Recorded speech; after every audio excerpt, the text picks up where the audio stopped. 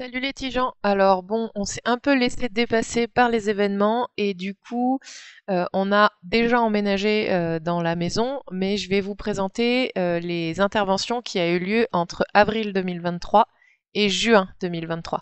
Et donc, ben, c'est parti. Comme tout s'est déroulé en même temps, il est un peu difficile pour moi de vous faire vraiment une vidéo par corps de métier. Donc en gros, pêle-mêle, vous allez avoir l'avancée et la pose des pharmacelles et des plafonds, les enduits de finition intérieure et extérieure, le carrelage intérieur et la faïence, tout ce qui est plomberie, électricité et local technique, et enfin une chronologie très approximative des événements parce que comme on s'est laissé dépasser par la gestion de tous ces corps de métier en même temps, on n'a pas noté scrupuleusement qui était intervenu quand. Une fois que les réseaux techniques ont été passés dans les plafonds et que les cloisons ont été entièrement montées, les plaquistes, donc c'est l'entreprise Naville, a procédé à toutes les étapes de pose du pharmacelle. Donc au début, ils ont posé les grandes parois, après ils ont fait les joints, et enfin ils ont fait une sorte d'enduit et avec de la peinture blanche tout du long. Alors on a choisi le type de blanc. Et du coup, bah, le résultat est vraiment nickel. Ils ont très bien travaillé. Je vous montre ça en vidéo. Alors pour rappel, on a choisi des plaques de pharmacelle pour les cloisons et les plafonds, qui sont des plaques de gypse rigides et résistantes au choc. En fait, elles remplacent des panneaux de placo plâtre habituels, enfin utilisés habituellement. Et c'est un mélange de plâtre et de fibres de cellulose qui est lié avec de l'eau. Et ça en fait un matériau sain pour les constructions sèches intérieures et extérieures. Alors aujourd'hui je vous fais un petit tour. Les plaquistes sont passés pour peindre. Hop, et ça change tout. Ça fait beaucoup plus lumineux.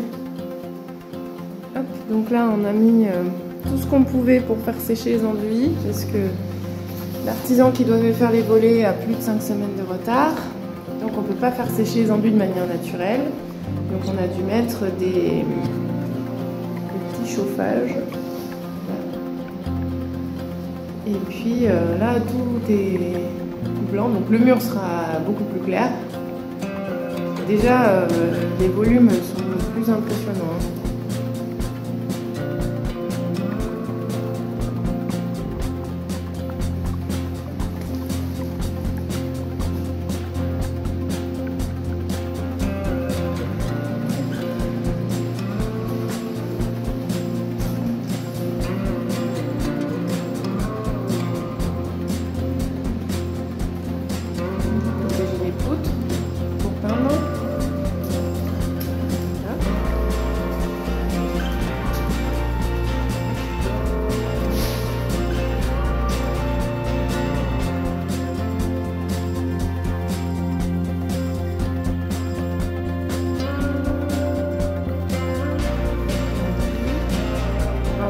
Si c'est la première couche ou la boule définitive, c'est assez propre.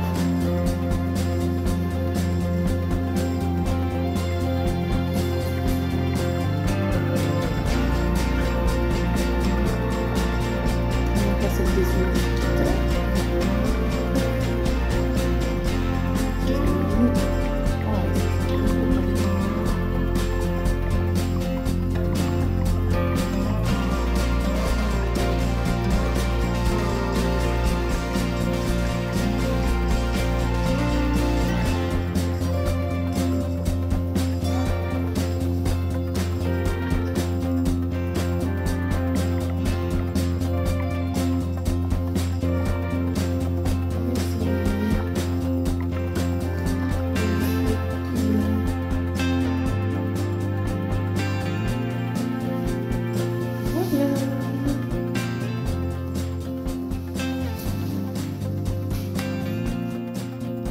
Une fois que les enduits de corps sont secs, on passe aux enduits de finition. Et on a choisi des enduits aussi naturels, bien sûr, parce que ça allait avec les enduits de corps. Et on a choisi une petite différence entre l'intérieur et l'extérieur. L'extérieur, il est fait d'argile, de sable et de chaux. Donc on a des matériaux perspirants, imperméables, avec un choix de couleurs possible, un effet enduit classique donc qui dénote pas trop, moi je voulais pas que ce soit une maison trop extravagante, ça demande pas d'entretien, par contre on s'est rendu compte que ça se tachait assez facilement. Pour l'intérieur on est parti sur un enduit argile, sable et paillettes. Paillettes en fait c'est des petits bouts de paille qui donnent un effet très chaleureux. C'est encore une fois perspirant, mais le plus important c'est que cet enduit ne relargue aucune substance volatile dangereuse. Et du coup, parce que quand vous emménagez dans une maison neuve, la qualité de l'air dans votre maison peut attaquer vos poumons. Et donc vraiment là, cet enduit, c'est pas ça qui va causer de problème. Il est facile à réparer. Alors nous, notre architecte est une spécialiste des enduits, donc elle a pu nous montrer comment réparer et clairement c'est à la portée de tout le monde. Et ça a surtout un aspect ultra chaleureux, vous verrez sur les vidéos. Par contre, quand vous voulez accrocher par exemple tout ce qui est tringle à rideaux ou même des tableaux, vu que moi je peins beaucoup, il faut savoir que dans un enduit, il y a des chevilles particulières à mettre. Alors nous, on n'est pas très bricoleur, donc ça faut vraiment faire attention. C'est un enduit qui craint l'eau, donc pas de bataille d'eau à la maison, et on s'est rendu compte que ça pouvait être assez fragile, notamment dans les angles.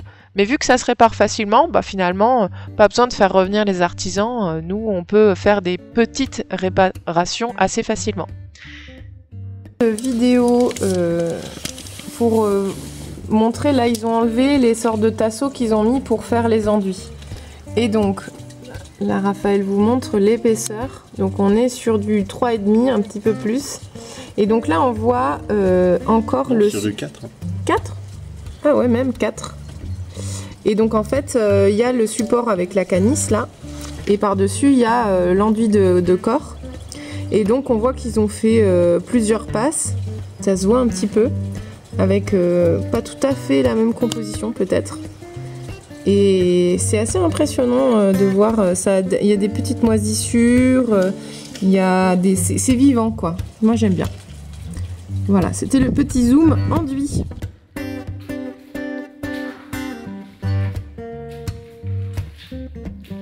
Vidéo avec les enduits de finition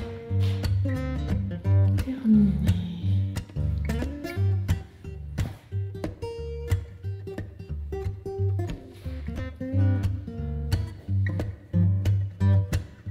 Bien réussi.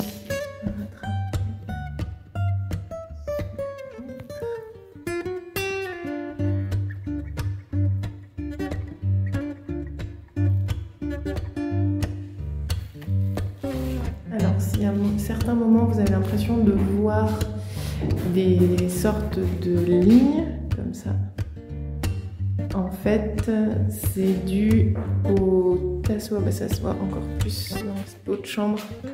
Ça donne pas vraiment dans les... Ah si, là on le voit un peu apparaître le tri dans ce sens-là. C'est qu'il y a une différence de séchage liée au tasseau qu'il y a en dessous. Donc c'est normal, mais ça va disparaître en séchant. Donc cet aspect un peu carton va vraiment devenir plus clair.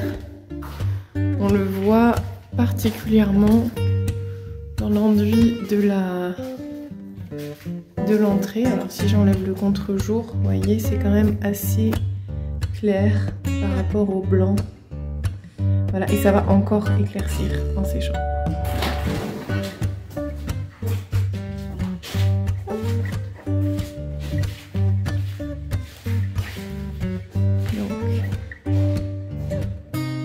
La buanderie. Et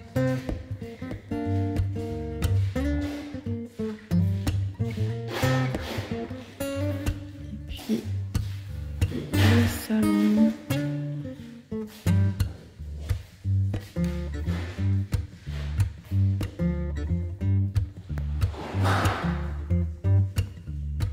C'est vraiment très joli. Là, ils ont rajouté la baguette aussi de finition pour la séparation enduit pharmaceutique.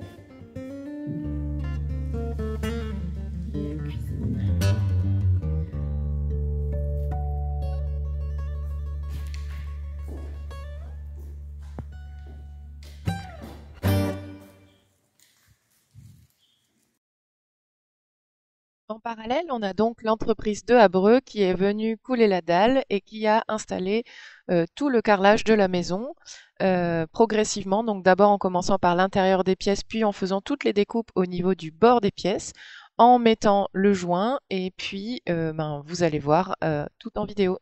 Voilà. Donc du coup là, la dalle vient d'être coulée. C'est assez impressionnant.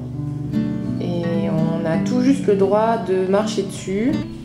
Donc on va simplement aller mettre le déshumidificateur et on va se tenir là. Petite visite de chantier le 14 juin. Donc ils sont en train de mettre le carrelage. Donc ça c'est l'opus imitation pierre de pierre et carrelage. En tout cas, acheter à pierre et carrelage, on va voir ce que ça donne. C'est beau. Là, on a l'architecte et monsieur de Habreux qui sont en train de réfléchir au planning et les carreleurs qui font leur travail.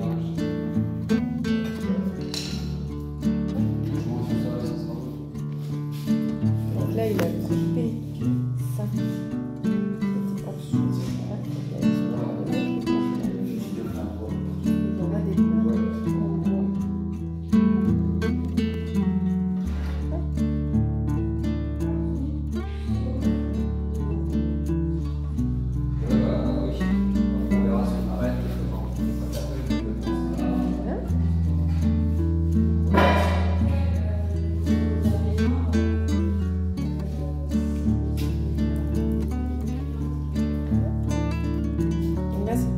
Et en fait, il y a eu une erreur de commande.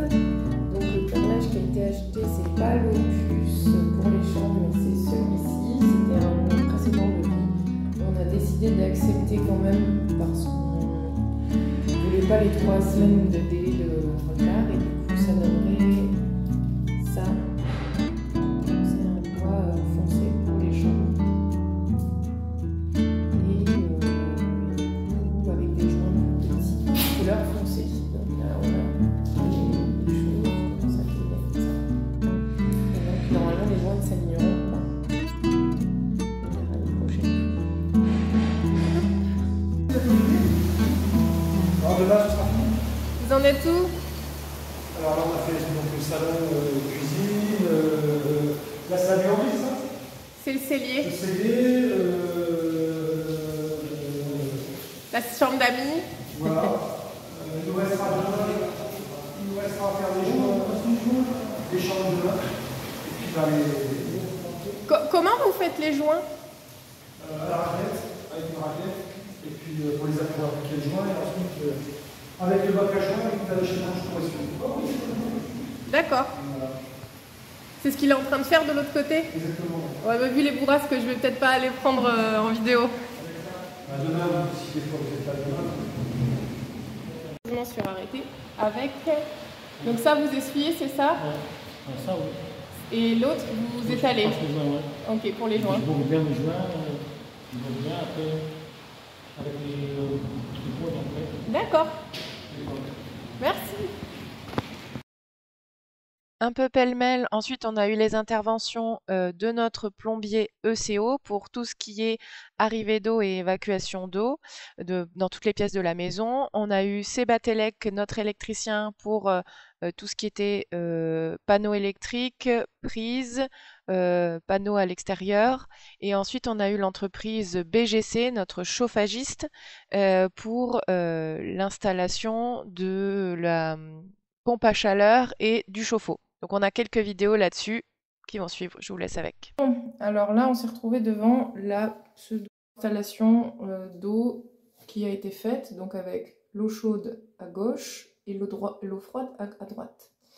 Donc en fait, on voit très bien au niveau des arrivées que ici, ils ont installé, donc ça, je ne sais pas trop quel élément c'est, mais par contre, ça, c'est le système Ecobull pour revoir l'équilibre calco-carbonique de l'eau. Ici, on a un compteur et ici, on a un filtre. Alors, est-ce que c'est le compteur qui est lié à l'installation ou c'est le compteur d'eau? Je ne sais pas. Il me semble pas, parce que le compteur d'eau, il est au niveau de la limite de propriété. Toujours est-il que nous, on a demandé à ce que cette installation ne soit que sur l'eau chaude, parce qu'il faut savoir que l'eau dont on modifie l'équilibre calco-carbonique n'est pas garanti comme potable. Et ça, en tant que responsable du service production d'eau potable, je peux vous le garantir. Donc nous, on se bat au quotidien pour que ces installations de rééquilibrage calco-carbonique ne se fassent qu'au niveau des arrivées d'eau chaude. Par exemple pour la douche ou si on veut faire une lessive à la main ou autre. Et par contre, du coup, sur les arrivées d'eau froide, on n'en veut pas, parce que c'est de l'eau qu'on va boire en fait. Et du coup, l'exploitant qui utilise le réseau et qui distribue le réseau d'eau ne peut pas vous garantir au robinet que vous avez de l'eau potable à la suite de cette installation-là. En fait, c'est pas une histoire de faire confiance ou pas envers les commerciaux qui vendent ce système, mais plutôt que si l'origine de votre eau change, ça peut arriver lors des opérations de maintenance ou d'accidents sur des stations d'eau potable, alors l'adoucisseur il sera pas forcément réglé pour la nouvelle eau qui vous arrive, et l'eau à votre robinet peut alors ne plus être aux normes de potabilité. L'autre souci, c'est que si vous avez un problème d'entretien, si les habitants ne font pas assez attention et n'entretiennent pas correctement l'installation, vous pouvez avoir un développement bactérien et donc vous pouvez avoir des soucis. Mais là, encore une fois, ce n'est pas la faute du commercial qui vous a vendu l'installation. Donc là, on a appelé nos architectes et on espère que ça va être corrigé. Donc je refais la vidéo pendant que les gars ils sont en train de terminer de planter les groseilliers. J'ai rentré le chat pour pas qu'il ait trop froid parce qu'il quand même il y avait de la pluie. Donc je refais mais cette fois-ci avec un angle plus large. Donc là nous avons le salon qui a bien avancé, le chauffage qui a été installé avec les prises. Oui mon chat, là c'est la cuisine qu'on va se faire livrer le 11 juillet. Oui mon chaton, alors il veut rentrer hein, donc vous étonnez pas. Là c'est le système de chauffe-eau et de pompe à chaleur. Donc on ne pensait pas que ça serait aussi gros, donc clairement on est très surpris. Et de ce côté-là, on a les arrivées d'eau. Voilà. Il y a un petit chat qui visite tout. Non, non, non, essaye pas d'aller derrière, chaton. Ah, trop tard. Bon. Bon, il fait ses marques, je m'inquiète pas trop. Hop, je vais partir, il va revenir de toute façon. La chambre d'amis a bien avancé, elle est terminée. Il manque plus que les plinthes. Sachant que le carrelage, là, il est protégé. Les plaquistes sont aussi passés. Donc là, ils ont fait un petit bord comme ça nous suffit. Il manque l'évier à placer. On n'a pas choisi. Viens là, mon chat! La porte d'entrée avec le tableau électrique. Viens, mon bébé! Donc là, on a commencé à regarder les mesures pour la penderie. On va utiliser sans doute des meubles, juste des caissons à l'intérieur avec des planches, ça nous suffira. Voilà. Les toilettes qui sont clôturées, enfin, en tout cas, il y a la cloison. Et là, il va y avoir une fenêtre à cet endroit-là, floue. Oui, mon chat.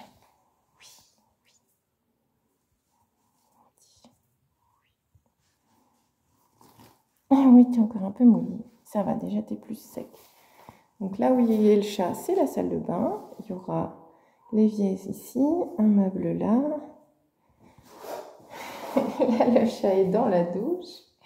Voilà. Et là, il y aura la baignoire. Et ici, le sèche-serviette sous la... Donc, on a choisi le calpinage récemment. Donc, Oui, mon chat, allez, viens.